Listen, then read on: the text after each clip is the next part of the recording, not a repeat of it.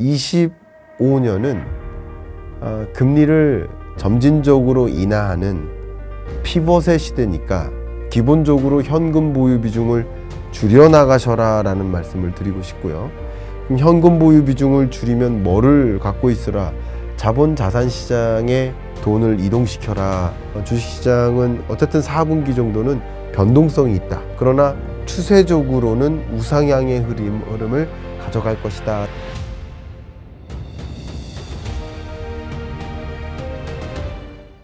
그래서 교수님이랑 이제 미국 금리에 대한 통화정책 변화 흐름을 좀 알아봤는데, 네. 근데 아까 말씀해 주셨다시피 한국의 물가가 생각보다 많이 잡히고 오히려 1.6까지 내려간 상황이라고 하셨잖아요.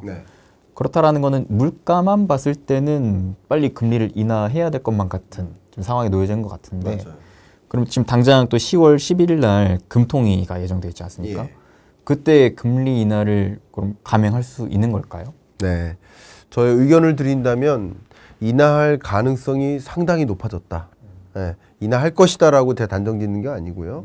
물론 지금의 경기 판단은 제가 하는 게 아니라 연준 위원들이, 그러니까 한국은행 금통위 위원들이 판단하는 경기 판단의 기초에서 금리를 결정할 테니까 그렇기 때문에 제가 예단할 수는 없죠.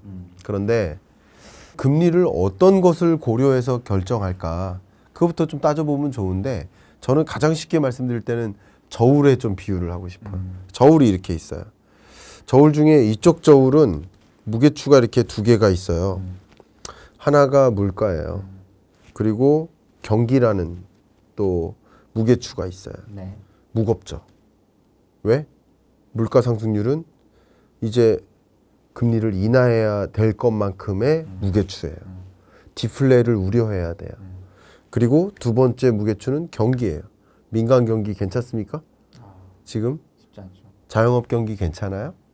지금 수출 중에서도 뭐 자동차, 반도체, 조선 몇 개 품목만 수출이 늘어난 거지 전반적으로 경제가 뚱뚱해진 게 아니에요. 맞아요. 이것만 된 거예요. 그러니까 민간 내수 경기는 아직도 너무나 부진해요. 힘들어요. 자, 그러면 이 두 개의 무게추를 고려하면 이쪽 왼쪽 팔이 무거워요. 근데 오른쪽 팔을 보겠습니다. 오른쪽 팔에 보면 금리 인하하기가 좀 두려워요. 첫 번째 무게추가 가계부채예요. 가계부채가 금리 인하하면 더 늘어날 것 같은데 금리 인하 못하게 만드는 요인이에요. 집값. 부동산 가격이 지금 서울 수도권을 중심으로 반등세가 좀 심상치 않은데 여기서 금리 인하했다가는 뭐 이미 한국은행은 금융안정보고서를 통해서 발표를 했습니다만 금리가 0.25%포인트 시중금리가 떨어지면 서울 주택가격은 0.83%포인트 상상할 압력이 조성된다. 그러니까 여기에 기름 부으면 안 되잖아요. 그렇죠. 그러니까 이것도 하나의 중요한 무게추예요. 그죠? 마지막 무게추 하나만 더 고려한다면 한미 간의 기준금리 격차가 2%포인트였다가 여기서 먼저 한국이 금리를 인하해버리면 2%포인트로 이상으로 벌어지고, 그럼 벌어짐에 따라서 외국인 자금이 유출되거나 또 추가적인 강달러 현상이 나온다거나 외환시장이 흔들리거나 혹은 외환 건전성, 외환 보유액 문제, 이런 것들이 흔들릴 수 있기 때문에 이것도 물론 고려 요인이에요. 그런데 자, 이 무게추 중에서 최근 들어 한미 간의 금리 차는 미국의 빅컷으로 인해서 금리 인하할 여지가 생겼죠. 그래서 하나의 무게추는 일종의 굳이 따지면 가벼워지는 거예요. 그리고 인플레를 생각해 보면 우리나라 물가 상승률이 더 떨어졌어요. 더 떨어졌으니 이 무게추는 무거워진 거예요.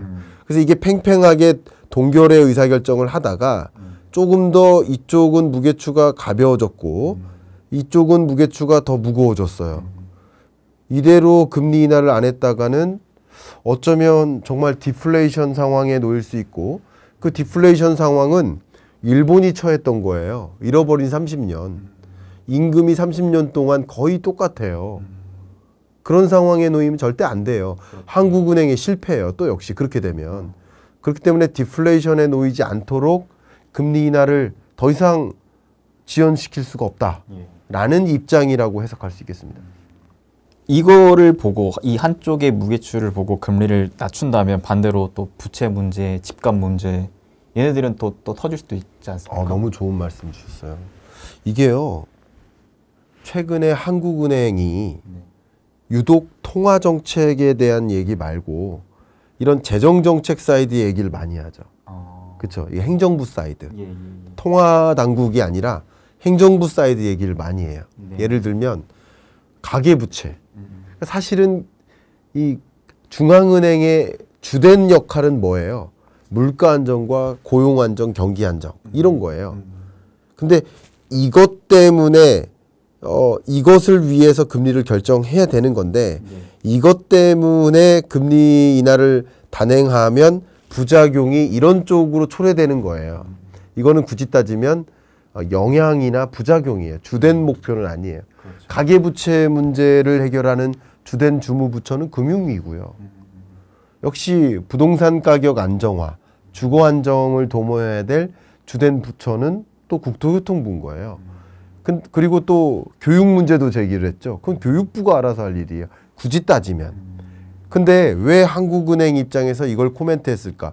이것 때문에 금리 인하 못합니다라는 얘기를 하는 게 아니라 나는 이것 때문에 금리 인하를 해야 되니 이거 니네들 좀 더 신경 써라 이거예요. 지금 교육 정책이 그러하고 우리나라 교육열이 강남 3구를 중심으로 집중되니 서울을 중심으로 가격이 폭등하는 거 아니냐. 여기서 금리 인하했다간 더 폭등할 수 있으니 좀 뭔가 교육열이 그쪽으로 집중되지 않도록 하는 뭐 그런 것도 고민해라. 국토교통부 집값 더 상승할 수 있어. 금리 인하하면 더 상승할 수 있으니 국토교통부 좀 서둘러서 공급대책 마련하라. 이런 거예요. 규제를 더 강화하라. 예를 들면. 안 그러면 집값 더 폭등해서 실패한 정책이 될 수 있다. 금융이 이거 금리 인하하면 가계부채 더 늘어날 수 있다. 그러니까 금융 규제를 더 강화하라. 스트레스 DSR 3단계 앞당겨서 편성하라. 아니면 3단계나 2단계를 더 확대하든가 그 스트레스 DSR 이외에 다른 금융 규제를 고민해봐라. 라는 종류의 제언인 거예요. 제가 왜 이렇게 제언이라고 해석하냐면 저는 최근에 발표된 우리 한국은행의 금융안정 보고서를 보고 정말 재밌게 읽었거든요. 한 150페이지 되는데 정말 재밌게 읽었습니다. 감동이었습니다. 왜 그러냐면 다른 나라에 미국보다 먼저 금리 인한 나라들 이들이 통화정책 말고 또 거시안정대책이라고 할게요. 이런 행정부적 대책들을 어떻게 마련했는지를 조사했어요. 왜냐하면 금리 인하는 금리 인하대로 해야 되니 행정부는 더 고민하라라는 메시지를 준 거고 그렇죠. 그 또 한 가지는 금리 인하 했음에도 불구하고 거시안정 대책을 같이 마련한 이 나라들을 보니 추가적으로 가계부채가 폭증하거나 추가적으로 주택가격이 더 폭등하는 일은 없었다라는 결과를 분석해서 발표했어요. 이거 정말 이거 중요한 분석이라는 거예요. 그게 뭐예요? 한국은행은 더 이상 금리 인하를 미룰 수가 없다. 10월에 안 할 수도 있어요. 10월에 안 할 수도 있지만 11월은 해야 되니까 연내에는 나 해야 되니까 세계적으로 다른 나라들 다 금리 인하하는데 나만 인하 안 하면 안 된다. 그러니까 우리는 해야 되니 우리 행안부, 뭐 국토교통부, 뭐 기획재정부, 금융위, 경제 금융 관련, 부동산 관련 정부 부처들은 더 집중적으로 금리 인하에 대해서 대응하라. 이게 공조가 아니에요. 이건 독립되어 있는 겁니다. 근데 독립적으로 통화정책 결정을 하니 여기는 그런 통화정책 결정에 발맞추어 재정정책을 펼쳐야 된다. 라는 종류의 저는 제안으로 해석하고 있습니다. 그러면 이미 닥쳐져 있는 현실을 우리는 또 마주했잖아요. 네.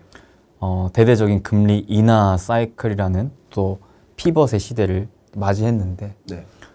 그럼 우리 또 개인은 이 시대에 맞춰서 움직여야 되잖아요. 네. 또 투자자로서 또 내지는 일반 직장인으로서 사업가로서 맞춰가야 될 텐데 교수님께서 이 경제전망서를 써주실 때마다 이전까지는 현금에 대한 중요성을 많이 강조해 주셨거든요. 예. 그래서 교수님께 많이 또 배우고 이런 경제에 좀 공부를 하신 분들은 현금을 어느 정도는 좀 확보하고 계셨을 것 같아요.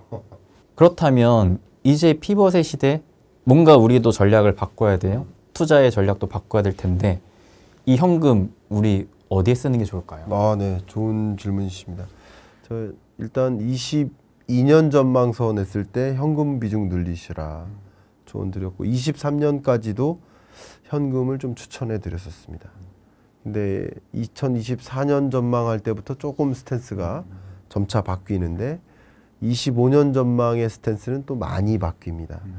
피보팅을 해야 됩니다. 저는 항상 여러분께 말씀드릴 때 시대를 구분하시라고 말씀드려요. 시대에 맞는 포트폴리오를 갖추시라. 근데 팬데믹 때, 경제 위기 때, 제로금리의 시대였죠. 완화의 시대. 20년, 21년은 현금 갖고 있는 시대가 아닙니다. 22년, 23년은 현금 갖고 있는 시대입니다. 긴축의 시대, 저축의 시대예요. 긴축의 시대는 저축의 시대. 제가 말해놓고도 이게 딱 이게 맞네요. 근데 25년은 금리를 점진적으로 인하하는 피벗의 시대니까 기본적으로 현금 보유 비중을 줄여나가셔라라는 말씀을 드리고 싶고요. 그럼 현금 보유 비중을 줄이면 뭐를 갖고 있으라? 자본 자산 시장에 돈을 이동시켜라 라는 조언을 드리고 싶어요. 근데 많은 분들이 앞에 부분의 이야기만 들으셨다면 아니 경기 어렵다면서요. 저성장이 고착화된다면서요. 근데 왜 자본시장 자산시장에 돈을 이동시키라고 합니까? 여러분 제가 오늘 꼭 강하게 던져드리고 싶은 하나의 단어가 있는데 그 단어는 The gap between Wall Street and Main Street입니다. 월스트리트는 자본시장을 뜻해요. 자산시장을 뜻해요. 또 근데 메인스트리트는 실물경제를 뜻해요. 골목상권입니다. 자영업 경기를 뜻합니다. 내수경기 둔화된 이런 실물경제를 뜻합니다. 제가 실물경제가 좋을 때 자본시장이 좋다라고 말씀드린 적이 없어요. 실물경제가 나쁠 때 자본시장이 나쁘다고 말씀드린 적이 없어요. 실물경제 얘기를 했던 거고 자본시장은 지금부터 말씀드리는 거예요. 이게 엄청난 갭이 벌어져 있다라는 표현을 좀 여러분께 명확하게 전달드리고 싶은 마음이에요. 20년, 21년 경제위기 때였어요. 실물경제 붕괴됐었습니다. 그렇죠. 근데 자본시장, 자산시장은 좋았잖아요. 완전히 떡상을 했죠. 네. 그러면 22년, 23년은 뭐예요? 긴축의 시대예요. 그렇죠. 긴축을 왜 했겠습니까? 물가가 올라서인데 그만큼 경기가 20년, 21년보다는 좋아져서 물가가 오른 거예요. 수요가 뒷받침되기 때문에 물가가 오른 거예요. 그러니까 경기는 그거보단 나았어요. 21년까지보다는. 22, 23년이 경기가 좀 나았어요. 경기가 팬데믹 경제 위기 때보다는 나아졌지. 근데 나아졌지만 자본시장, 자산시장은 소위 망가졌잖아요. 네. 긴축의 시대니까 그런 거죠. 돈이 은행으로 쏠려 들어갔던 거예요. 은행으로 거대한 돈이 이동할 때 여러분도 은행으로 이동시키라고 의견을 드렸던 거죠. 맞습니다. 예. 근데 24년 하반기부터는 피봇의 시대고 역시 돈의 이동이 그때만큼 강하게 이루어지진 않지만 완화의 시대처럼 그때처럼 강한 속도로 돈의 이동이 있진 않지만 점진적으로 돈이 은행에서 빠지고 주식시장, 부동산 시장으로 이동하는 국면인 거예요. 그러니까 여러분들도 현금 보유 비중을 줄이시는 게 맞다. 그래서 자본의 형태로 갖고 있으신 게 맞겠다라고 의견을 드리는 겁니다. 근데 사실 자산이라 하면 되게 또 다양하잖아요. 네. 주식, 뭐 부동산, 요즘엔 뭐 코인, 내지는 뭐 금 이런 것까지 되게 다양한데 그 중에서도 우리가 좀 더 눈여겨볼 만한, 좀 더 우리가 비중을 좀 더 챙겨 가져갈 만한 자산은 대표적으로 뭐가 있을까요? 네. 일단 금이라는 자산은 기본적으로 리스크에 따라 역행합니다. 그러니까 전쟁 위험이라든가 지정학적 불안이라든가 이런 리스크 요인이 점증될 거라고 여러분 판단하신다면 예를 들어서 3차 세계대전 온다. 만약에 극단적으로 그러면 금값은 극단적으로 치솟을 겁니다. 그냥 가장 최적의 안전자산이라고 평가받고 있거든요. 그러니까 금 가격은 올라갈 수 있겠다라고 보시면 좋겠죠. 지정학적 리스크가 고조된다라는 가정하에서는 지금까지 그랬기 때문에 지정학적 리스크가 점차 완화된다. 그것은 주로 한 가지 의사결정 할 수 있는 것이 해리스가 됐느냐 트럼프가 됐느냐에 따라서도 달라요. 네. 해리스가 된다 그러면 전쟁이 더 지속될 가능성이 있고요. 트럼프가 당선이 된다 그러면 전쟁이 의외로 빠른 시간 안에 종식될 수도 있습니다. 러우 전쟁부터. 그렇기 때문에 금 가격이 또 급락할 수도 있는 거예요. 그래서 그런 종류로 지정학적 리스크가 고조되느냐 아니느냐라는 것을 가정하실 필요가 있습니다.